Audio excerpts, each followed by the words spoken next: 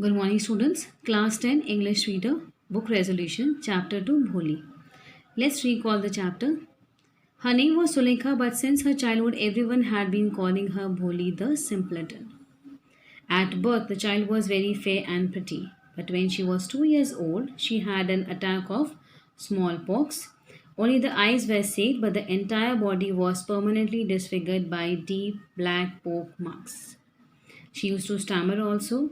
Other children often made fun of her and mimicked her. As a result, she talked very little. Among the four sisters, she was the youngest one, and other three were beautiful and intelligent. But though Bholi was a backward child since childhood, nobody liked her and even took her care. When a school was opened in the village, the Tehsildar asked Ramlal to send his daughters to school. At this, he sent Bholi to school where Bholi overcame her weak points, we can say, or the hurdles she was facing in her life with the help of the teacher in the school. Thus, the years passed, the village became a small town. The little primary school became a high school. There were now a cinema under a tin shed and a cotton ginning mill. The mail train began to stop at the railway station. One night, Ramlal is having a conversation with his wife that he has got a proposal from a man whose name is Vishambal regarding Bholi's marriage. On this, Ramlal's wife said that yes, we should get Bholi, we should accept this proposal because it's good for Bholi and she's lucky to get such a well-to-do bridegroom. How come?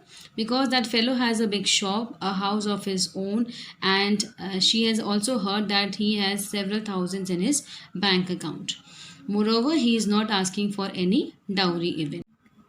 That's right, but he is not so young, almost the same age as I am, and he also limps. Moreover, the children from his first wife are quite grown up. Now, the father is concerned a bit, but the mother is in a hurry to accept the proposal. So, what does it matter? His wife replied, 45 or 50, it is no great age for a man. We are lucky that he is from another village and does not know about her pokemarks and her lack of sense. If we don't accept this proposal, she may remain unmarried all her life. Yes, but I wonder what Bholi will say.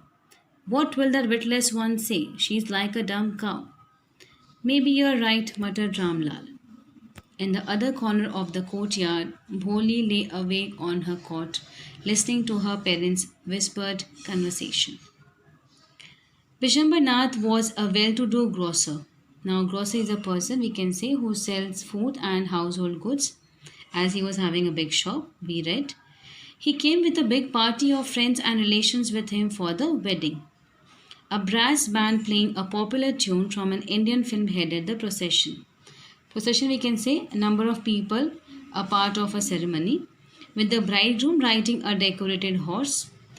Ramlal was overjoyed to see such pomp and splendor. He was overjoyed seeing this a big ceremony, which was actually of great beauty, attracting the attention of people who have come to attend the wedding. He had never dreamed that his fourth daughter would have such a grand wedding. Bholi's elder sisters who had come for the occasion were envious of her luck. You can say they were getting jealous. When the auspicious moment came, the priest said, bring the bride. Bholi clad in a red silken bridal dress. Now clad we can say clothed. यानी उसने red color की जो dress पहनी है bridal dress was led to the bride's place near the sacred fire.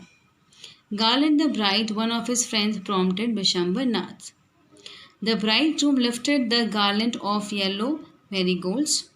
A woman slipped back the silken veil from the bride's face. Now veil we can say is a piece of cloth material worn by the woman to cover their face, to protect their face. So here also Bholi is having a veil on her face. But when a woman slipped back from backside, you can say, her face was seen and Vishamba took a quick glance. The garland remained poised in his hand. Poised, you can say, having a composed or a self-assured manner. He was like a statue standing there. The bride slowly pulled down the veil over her face. Now Bholi pulled that veil again over her face. Have you seen her? Said Bishambar to the friend next to him. She has poke marks on her face. On this, his friend replied, so what? You are not young either. Maybe, but if I am to marry her, her father must give me 5,000 rupees. Now he is demanding as a dowry just because she is having poke marks on her face. He is saying that if I have to marry her, her father he must give him 5,000 rupees. Ramlal went and placed this turban, his honor, at Bishambar's feet. Do not humiliate me so. Take 2,000 rupees. Now, humiliate means when you are making somebody feel ashamed or hurting their dignity. So, he's requesting him, but he is, you can say, stuck to his words. No, 5,000 or we go back. Keep your daughter. Be a little considerate, please. If you go back, I can never show my face in the village. That was obvious. Then out with 5,000s. Tears streaming down his face, Ramlal went in, opened the safe and counted out the notes. He placed the bundle at the bridegroom's feet. On Bishambar's greedy face appeared a triumphant smile. A triumphant, you can say, feeling, having, showing that he has won a kind of battle. He had gambled. Gamble is when you are cheating somebody and taking up money and won. Give me the garland, he announced.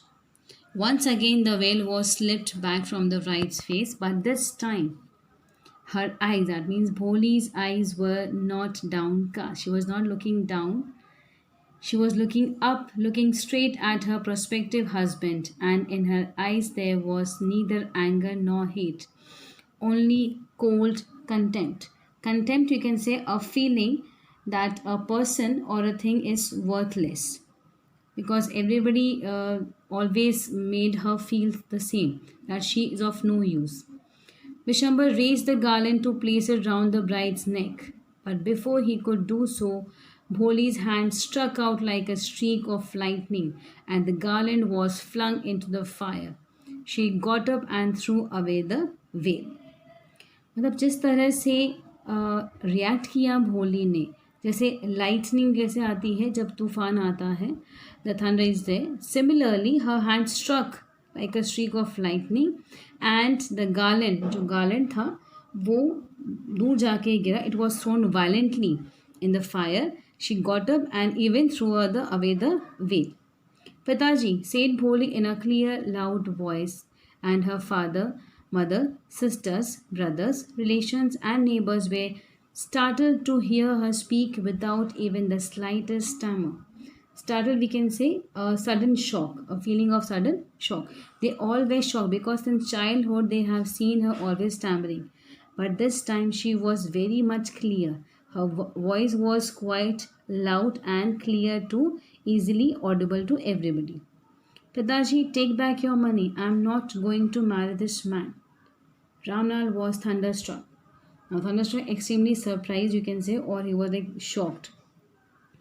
The guests began to whisper, so shameless, so ugly, and so shameless. Bholi, are you crazy? Shouted Ramlal. You want to disgrace your family?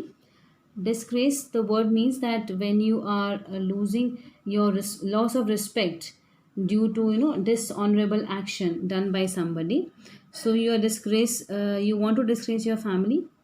Have some regard for our izzat.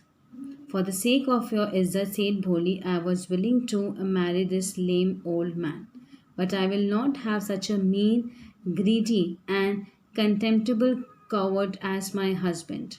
I won't, I won't, I won't. Bholi said that I was willing to marry this man just for your sake, or you can say for your respect. But when now I have get to know that he is a greedy person, he is a person, you can say, he doesn't deserves anything. He is worthless. So I can't marry such a person. I won't, I won't, I won't. She was very much clear with her answer. What a shameless girl. We all thought that she was a harmless dumb cow. Bholi turned violently on the old woman who just uttered this line. Yes, auntie, you are right. You all thought I was a dumb driven cow. That's why you wanted to hand me over to this heartless creature.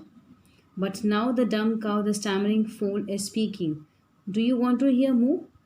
Vishambar Nath, the grocer, started to go back with his party. The confused bandsman thought this was the end of the ceremony and struck up a closing song. Ramlal stood rooted to the ground, his head bowed low with the weight of grief and shame. Grief is a feeling of when you lose something. The flames of the sacred fire slowly died down. Everyone was gone. Ramlal turned to Bholi and said, "But what about you? No one will ever marry you now. What shall we do with you?"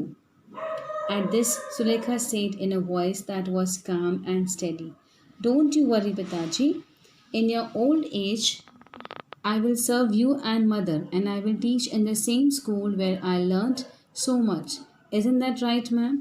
The teacher had all along stood in her corner watching the drama. "Yes, Bholi, of course," she replied, and in her smiling eyes was the light of a deep satisfaction that an artist feels when contemplating the completion of her masterpiece.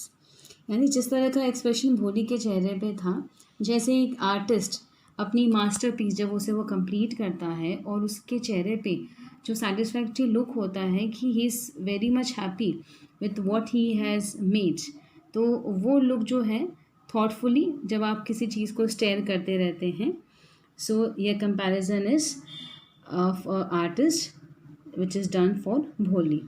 Interesting story.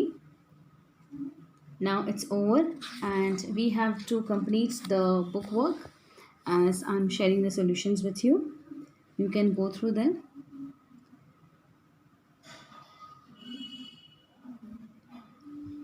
Once again, read the chapter thoroughly, and if you find any difficulties, any queries regarding the chapter, let me know in the feedback in our WhatsApp group. Till then, thank you, class.